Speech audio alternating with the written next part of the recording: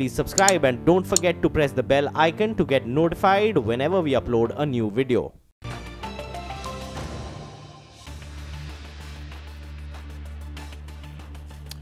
You're with us here on a fresh new edition of Trading Hour. I'm Prashant Nair. With me today is my colleague Aurobindo Pharma. The market is absolutely flat, and I think it's ripe for maybe some profit taking.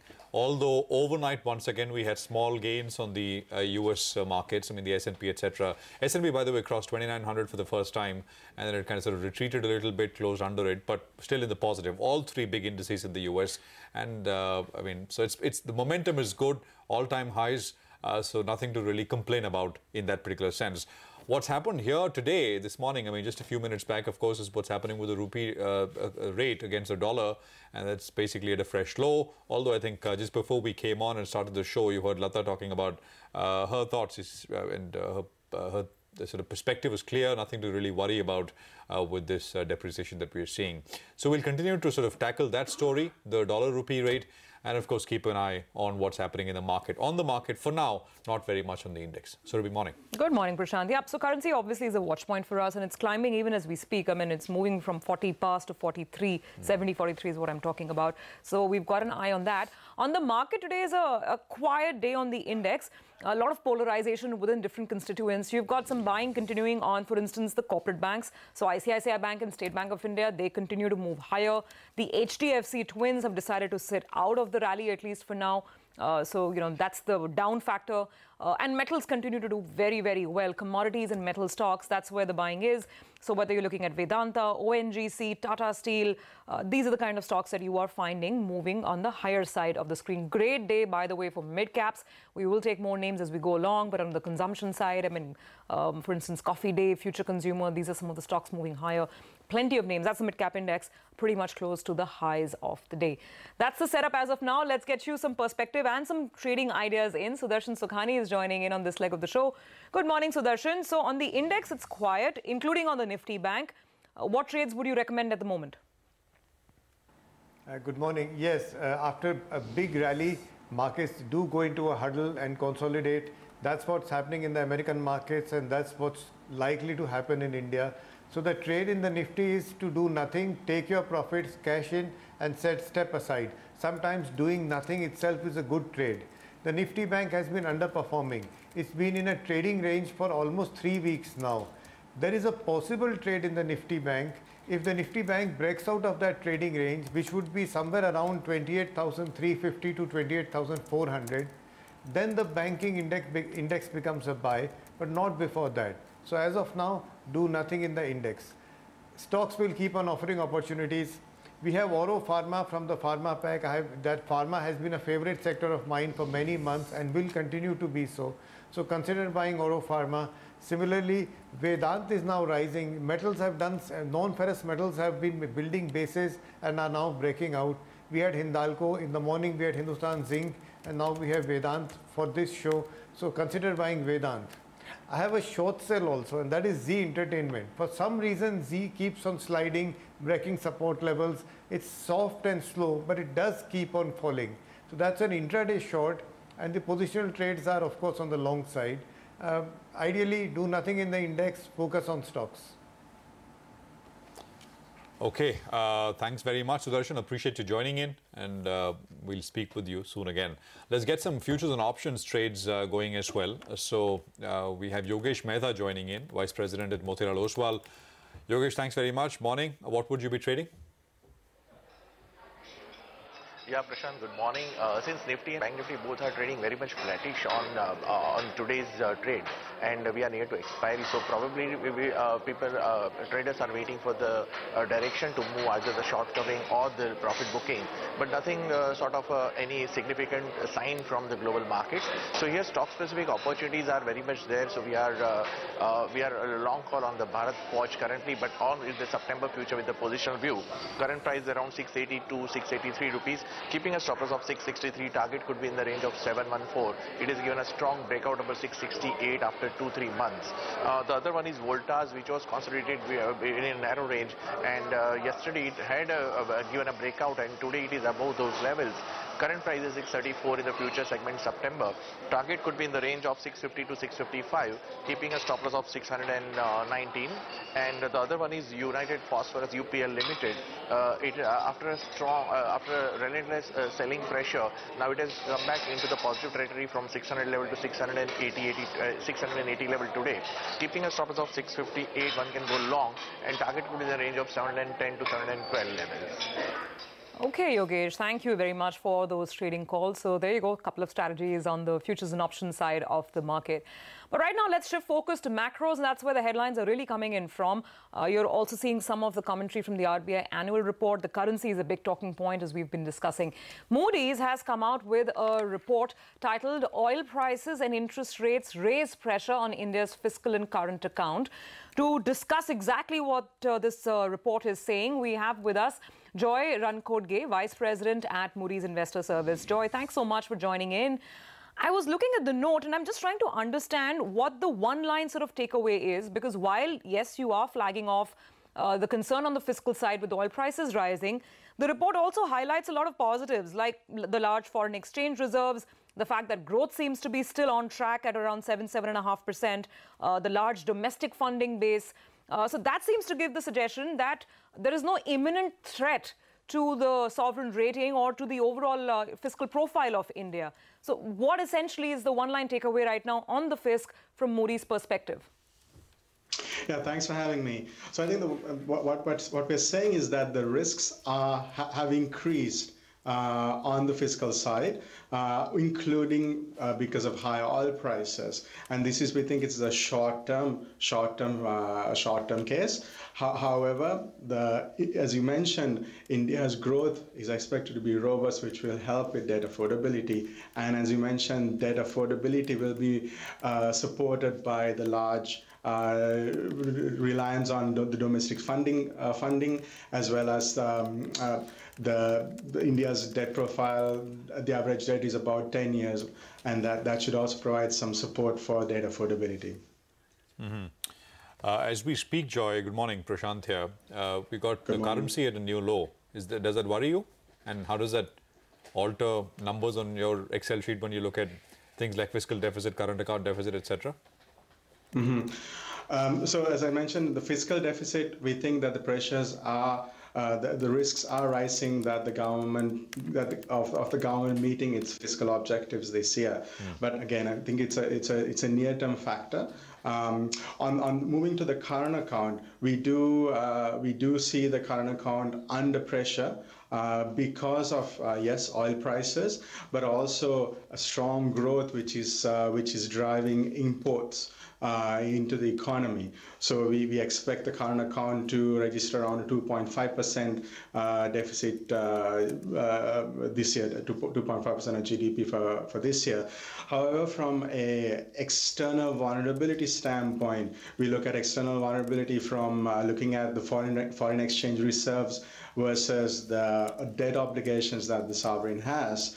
That the economy has, and we analyze that the risks are low for India compared both to similar rated peers, but also the emerging markets. That's the current account risk that you're talking about, Joy. That you feel, despite the projections seem to indicate that we might be 3% of GDP this year, despite that, you're saying that the current account fear right now is maybe a little lower, the risk is a little lower than some of India's peers? So what we're saying is that we look at currencies, we look at currency fluctuations more from a credit standpoint and the implications of a currency devaluation on the debt. And if the debt, external debt, dollar-denominated debt will be debt will get revalued, and that will have a negative impact on debt affordability. In India's case, most of the government debt is in rupee and domestically held. Only about 4% of government debt is in foreign currency. And furthermore, the average debt maturity is about 10 years. So these near-term fluctuations on the currency, and because of its in local currency, is unlikely to have a significant impact on debt affordability. Moreover, I think what I was trying to say earlier was that on the current account, from a currency standpoint, that external vulnerabilities as we measure it are relatively low for India because of the near record foreign exchange reserves that India has. You know, we're just getting statements from the RBI annual report as well, Joy. They are talking about the combined deficit, center plus states put together, should be, you know, just under 6%, maybe, 5.6 if I saw that flash correctly, versus in excess of 6% last year. How do you look at sort of the, the concept of rising rates at this point? Because again, as the RBI annual report highlights, that there could be certain upside risks to inflation. You've mentioned oil yourself. What are you sort of building in terms of projections, in terms of monetary policy in India? And then therefore, could that raise any kind of, a risk to the overall profile? So at this point, our base case assumption is that interest rates will rise gradually through 2019, and the impact and that inflation expectations have been the recent rate hikes have helped manage inflation expectations, and overall that. The robust growth profile will help debt affordability on the debt affordability side, and on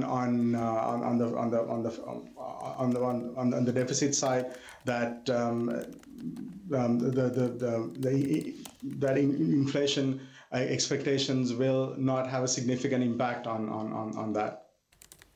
Joy, appreciate you joining in. Good speaking with you on the program. Thanks very much for coming on board today. Okay, 3-point change on the Nifty, 11,735 is where we are at. We take a very quick break, the first on the show. We come back and focus on what's happening to oil prices. I mean, so the big concern for... Interesting stock on the move is BHEL, about 4.5% higher. Remember, a couple of days back, I mean, there was this whole buzz, this expectation and hope maybe building in, and maybe BHEL is going to try and utilize its cash and might do a buyback. So that was something that was doing the rounds in the market.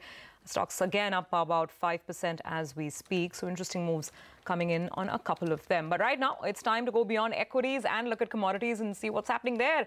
Manisha Gupta is joining in with all the details. Manisha, your markets are really moving hours. The way these metal stocks are going through the roof, what's going on? Oh, the metal stocks and the crude oil prices and the Indian diesel and petrol prices are all-time highs. You name it, and we have it.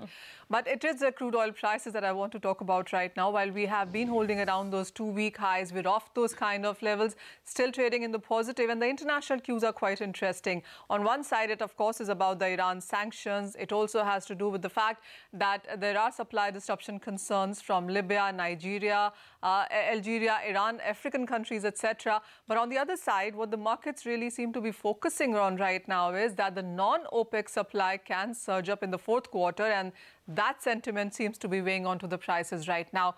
Peter McQuire now joins us to talk more about that. Peter, hi, a pleasure to have you. What is your sense, first of all, on where the crude oil prices are right now and the Iran sanctions? How severe a problem do you see that? Well, good morning, Manisha. I think first off, if you look at, let's discuss Iran, and that's a little bit of an unknown territory in the sense we've been down that pathway so many times over the last, 30 or 40 years. And at the present time, I'd have to say that if it does impact to the level of what the Trump administration are forecasting, then I think it's going to be economic hardship across all of Iran, leading into the next, 6 to 12 months and going back to what they experienced in the 13, 14, 15 era. Now, as far as price-wise, it seems to be very much range-bound. That 65 to 75 for WTI and Brent until you see something, hugely happen. Well, you've mentioned earlier as far as that Libya situation and as far as, supply disruptions. If you have weather outages from hurricanes, and we're right in the centre of that season now, then you could see some further uplift there, and of course geopolitical tensions. But it seems to be all at the moment fairly range-bound on the big picture. All right. So you do, as we're holding around those 76 mark for the Brent prices, you do not see an occasion where the prices could go to 78 or beyond. Are you saying that 80 is out of picture for the rest of 2018?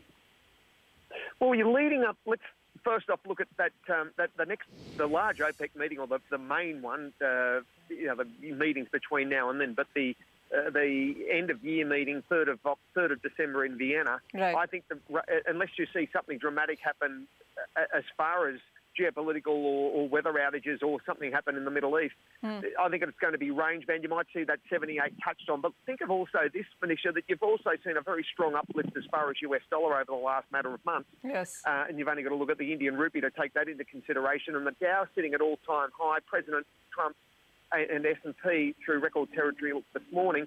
President Trump saying, well, he needs to sort out Mexico, then NAFTA, and look at the big picture as far as China. So I think unless you see something really, outside of Main Street, I think it's going to be range bound. I've just been around the markets that long. I think that, I'm putting hand on heart here and saying, well, I can't see anything to really drive them higher. But then again, how many times do traders say that and something from left field comes in and just sweeps the market to a whipsawing, $10 move? That is always a possibility. But since you mentioned an all-time low on the Indian rupee and the crude oil price is trading higher with Indian gas, diesel and petrol prices at all-time highs as well, how do you look at India with all of these factors working in? Well, it's got to be a major impact as far as inflation. Modi government have got to be very mindful of that, and and what happens as far as consumption base. That many extra motorbikes, cars, trucks, and all forms of transportation hitting the roads across India each and every day. Huge population base. That's got to cause concern to the man in the street as far as their wallet spend, because the fuel prices are at those highs, and in turn it greatly impacts other parts of your life.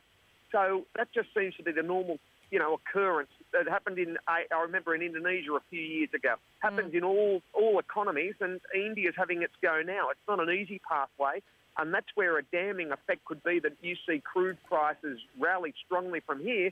What impact it's going to have to the domestic Indian economy and through, certainly Bangladesh, the Pakistans, and leading into other parts of Asia as well, are sweeping. And it really adds an economic hardship. And again, it's a handbrake to the domestic economy. Well, absolutely. But just before we let you go, one word on the metal space, because that, of course, has been lending some support. As Subi was pointing out some time back, good gains there. How much of US-China trade war concerns do you still see continuing to weigh here? Or are the markets really factoring or have factored most of that in? Well, first off, you've got to see some form of negotiation and at the table breaking bread between China and US on those sanctions. And I don't know, or tariffs, I mean, and on that Main Street, the appreciation is that I'm not sure whether you're going to see it solved in the short to medium term. Both are digging their heels in. President Trump is one-way street, and he's just, I don't think he's going to let go of anything. So if that's the mantra and he stays strong to his word and he's that sort of guy, then I think it's going to have a great impact as far as those imports of Chinese goods. And I think that, China will play reciprocal. But, it's a 3-to-1 game. They export a hell of a lot more than they import. So in turn, how that plays is going to be a crucial part to US dollar strength. What goes on with the Fed, and where does the US economy sit with all that, with local manufacturing and so on. And he's playing that hard game with Mexico at the moment. Sure. As far as motor car productions and so on. So it's going to be a fascinating 3 to 6 months ahead of us. And they're the inputs that can greatly impact a global economy. And that's why volatility, I think, is going to remain with metal prices over the short to medium term. Okay, all right. Thank you, Peter, very much for joining in on that chat. And thanks, Manisha, for getting us the latest from the commodities universe as well. We will take a break. When we come back, obviously, details of that RBI report, which are flashing in front of you, including the latest numbers.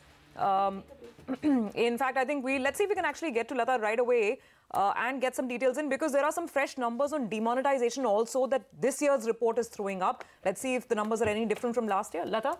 Yeah, I think that is the flash which we should be on. RBI said that it has completed verification of all the demonetized notes. That should come up for you. The total value returned is 15.3 lakh crore. Now, last year, they said that they had not completed, and therefore it was 15.28 lakh crore. Now they say it is 15.310 lakh crore. The total amount of notes that were in circulation on the night of November 8, 2016 was 15.41 lakh crore. So last year we were under the impression 99% of the notes came back. Now we know for sure that 99.3% of the notes came back. So practically everything.